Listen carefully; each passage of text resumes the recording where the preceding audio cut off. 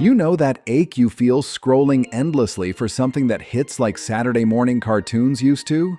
SilverHawks was that show, the chrome-covered fever dream everyone remembers but nobody talks about. And here's the truth. You've been carrying half-remembered fragments for decades, missing the wildest parts, the production disasters, the body horror hiding in plain sight, the time travel twist that changes everything. Well, buckle up. We're pulling back the curtain on 10 facts that'll make you question if your childhood was even real. Before we dive in, hit that subscribe button and smash the notification bell because what comes next will rewire your entire childhood. Let's go. Here are 10 wild facts about SilverHawks you absolutely didn't know. Fact number 10. The Christmas special studio. Picture this. You're Rankin Bass, the studio famous for Rudolph the Red-Nosed Reindeer and Frosty the Snowman, wholesome Christmas magic in stop-motion form. Your brand is warm milk and cookies by the fireplace. Then someone pitches a hyper-violent Japanese animated space opera about chrome cyborg cops battling intergalactic mob bosses, and everyone just agrees. That's not a creative pivot, that's a personality transplant. Rankin Bass went from teaching kids about believing in themselves to exploring what happens when human consciousness gets surgically grafted into metal bodies and launched into space. And it worked. SilverHawks and Thundercats shared the same voice cast, the same 65-episode structure, the same melodramatic commitment. One day they're making claymation snowmen. The next they're depicting cybernetic procedures that would make RoboCop uncomfortable. From hot cocoa to cold steel, Rankin Bass contained multitudes that made zero sense together. But that's the 80s. Nobody questioned anything as long as the toys sold. Fact number 9. The heart of the matter. Let's talk about surgical body horror, disguised as a superhero origin. All the SilverHawks got the cyborg treatment, that partly metal, partly real tagline that sounds cool until you think too hard. But twins, Steelheart and Steelwill, went full toaster mode. They had their actual beating human hearts surgically removed and replaced with stainless steel implants. Real hearts out, metal hearts in, no going back. And this wasn't just for aesthetics. Those literal metallic hearts power their psychic twin bond, letting them feel each other's pain across entire star systems. It's beautiful, tragic, and deeply disturbing when you realize a government agency performed elective open-heart surgery as a team-building exercise. While everyone else kept their squishy human hearts, the twins literalized Heart of Steel in the most medical way possible. They're the most cyborg because they gave up the most human part of themselves, and the show just moves on like voluntary organ removal is normal Saturday morning fare. Thanks for the trust issues, Steelheart and Steelwill. Fact number 8. The toy line that self-destructed. This one still hurts. The Kenner SilverHawks action figures were gorgeous, vacuum metallized chrome that looked like liquid mercury blessed by toy gods.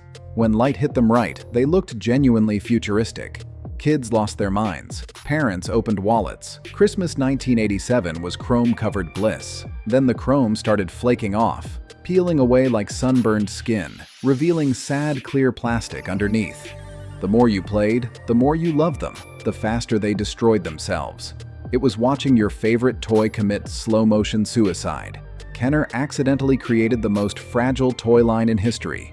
Beautiful design meets catastrophic execution. Now pristine chrome-intact figures are worth absurd money because they're rarer than honest politicians. Collectors hunt them like archaeologists seeking intact fossils, knowing breathing near them might cause another flake to fall. It's trying to preserve a sandcastle during a hurricane. The SilverHawks toy line was childhood itself. Bright, shiny, destined to fall apart no matter how carefully you tried to preserve it. Fact number 7. The silent planet of the mimes. Buckle up for the most unhinged world building in cartoon history. Copper Kid, the youngest SilverHawk and mathematical genius, doesn't speak words. He communicates through computerized whistles and electronic tones like R2-D2's annoying cousin. Why? Because he's from the planet of the mimes. Yes, an actual planet where everyone communicates non-verbally, presumably trapped in invisible boxes forever. The show drops this like it's normal, then refuses to elaborate. No follow-up, no deeper exploration, just he's from the mime planet, that's why he beeps. Moving on. But think about this. An entire civilization with no spoken language, no verbal tradition, no heated arguments, no love declarations, just gestures and electronic beeping. What's their literature like? How do they pass down history? What happens during emergencies when someone needs to yell, "Look out"? And somehow, this planet produced a mathematical genius who became a cyborg space cop, raising questions about their education system. The show presents it as throwaway lore, but it's the most surreal cosmic absurdity in the Rankin Bass universe. And I've been thinking about it for 30 years. Fact number 6. The country music pilot who can't fly. The irony here cuts deep. Meet Lieutenant Colonel Bluegrass, second in command, cowboy hat-wearing, guitar-strumming pilot whose entire job revolves around flying. Here's the kicker. He can't actually fly. Bluegrass is the only SilverHawk who cannot deploy the team's signature retractable wings. While teammates soar through space like chrome eagles, Bluegrass is stuck in the Mirage cockpit, strumming his guitar and hoping nobody asks him to step outside. Without his ship, he's just a guy with good taste in hats and a sound system. He's grounded. It's like being a swimmer who can't swim or a chef who can't taste. The occupation and limitation directly conflict, and the show never explains why. Design flaw? Medical condition? Did he opt out because flying looked like cardio? We'll never know. There's something melancholic about a pilot whose dreams are unreachable without machinery, a man commanding skies he can never touch with his own body. He's the eternal outsider on a team of high flyers, the grounded dreamer controlling a ship while everyone else feels the void. Respect the commitment, Bluegrass. Respect the cosmic joke. Fact number 5. The villain's dark transformation chamber. Let's discuss Mon Star's daily routine, because it's terrifying and absurdly high maintenance.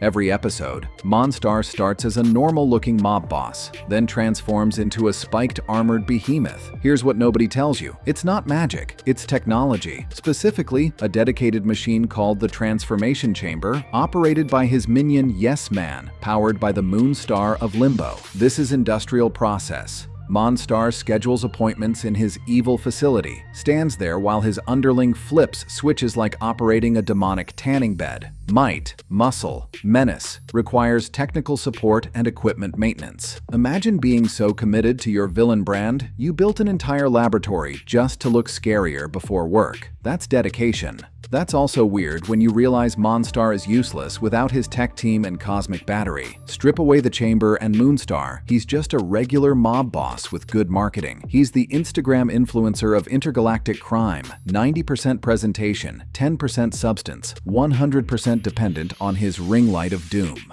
Mon Star understood that power is perception, and sometimes you need industrial setup to maintain that perception. Fact number 4. The censored twin development history gets metaphysically weird here. In original pilot materials and concept art, Steelheart and Steelwill weren't brother and sister. They were male and female versions of the same character. One entity split into two bodies. One consciousness, two forms. The ultimate identity crisis. Let that marinate. One person fragmented across two physical forms, each containing half the same soul. Beautiful and existentially horrifying. But someone in the writer's room said, maybe explaining to 8-year-olds that twins are one fractured consciousness is too much for Saturday morning. Fair point. Standards and practices would have had questions. Parents would have had concerns. Kids would have needed therapy. So it got simplified to Emily and Will Hart, regular twins with psychic connection. But that simplification gave us something progressive. One of the few male-female twin superhero duos in 80s animation. Steelheart wasn't the girl member or rescue bait. She was co-lead, tactical genius, equal to her brother. Shockingly forward-thinking for the era. So while we lost the bonkers one soul, two bodies concept, we gained actual representation. Probably the better trade, even if part of me wonders what that original version looked like. Probably something requiring trigger warnings. Fact number 3. The shared voice of evil. If you watched 80s cartoons, you heard pure evil twice through different villains without realizing it. Mon Star shares exact vocal cords with Mumra the Ever-Living from Thundercats. Both were voiced by legendary Earl Hammond, who gave both that gravelly Shakespearean delivery-defining cartoon villainy for a generation. This was an accident. Rankin Bass knew exactly what they were doing. Casting the same actor for both shows' antagonists created subconscious links between series, a shared universe of cosmic malevolence below conscious recognition. When Mon Star growled, "Mon Star of Limbo, give me the might, the muscle," The menace. Your brain whispered, "That sounds familiar," registering connection to Mumra's dramatic transformations, brilliant cost-saving disguised as world-building. Plus, Earl Hammond's performance was phenomenal. He understood cartoon villainy requires gravitas, commitment, making threats sound like Shakespeare in the park. He didn't phone it in. He committed fully to melodrama, theatricality, operatic grandiosity. Earl Hammond was the Laurence Olivier of Saturday morning television, and we experienced his craft twice without realizing we heard the same voice creating two dimensions of evil. Fact number 2. The abandoned prototype. Pour one out for the future that never happened. The SilverHawks toy line wasn't supposed to stop with Wave 1. Kenner designed full ultrasonic suit variants for the entire team, including unreleased figures for Copper Kid and Mon Star existing as prototypes, photographed for Toy Fair catalogs, teased to kids saving allowances. The second wave was real, coming. Then the show got canceled after 65 episodes and everything collapsed. Those unreleased figures vanished into what could have been missed, existing now only in faded catalog scans and collector forum discussions reading like archaeological debates. Their holy grails haunting serious fans clicking through eBay at 2 a.m. Somewhere in a warehouse or private collection or destroyed decades ago, those figures existed, mocking us across time with unattainability. It's a Lost Beatles album. We have proof it was real, which makes it worse because we'll probably never hold it. SilverHawks died before spreading its wings, leaving chrome-flaked dreams and abandoned potential. The most 80s thing about it: big dreams, bold plans, aggressive merchandising, then sudden cancellation because ratings weren't high enough and toys literally fell apart. RIP Second Wave. You deserved better.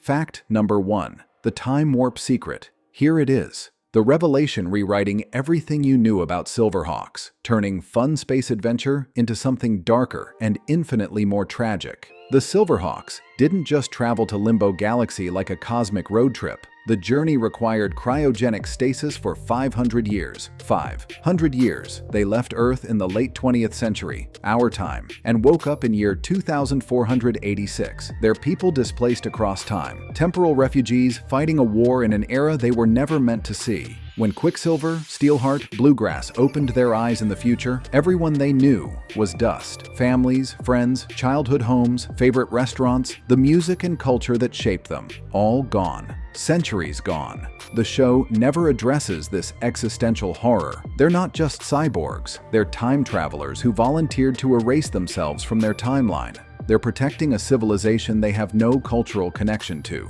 living where their entire context was obliterated by half a millennium. That's not superhero origin, that's cosmic tragedy wrapped in chrome.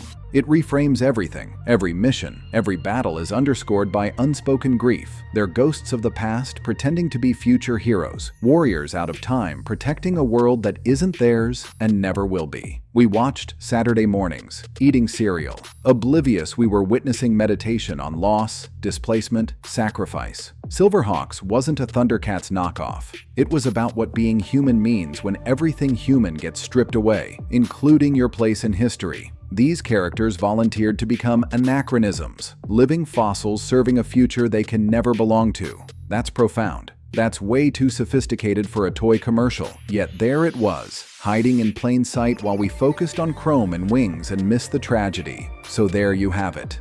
10 wild facts proving your childhood was weirder and darker than you realized. From the Christmas studio pivoting to cyborg body horror, to toys committing slow-motion suicide, to the time travel revelation recontextualizing everything as tragedy disguised as Saturday entertainment, SilverHawks was never just a clone or disposable toy commercial. It was its own beautiful, flawed, deeply strange creation that tried something different and paid the price. Yeah, it only lasted one season. Yeah, the chrome flaked off. Yeah, it never got the legacy it deserved. But for those who remember, who still get that rush seeing chrome wings and hearing that synth-heavy theme across decades, SilverHawks will always be partly metal, partly real, and entirely unforgettable. Just like Rankin Bass intended when they traded stop-motion reindeer and cozy Christmas specials for time-displaced cyborg warriors flying through the cosmic void.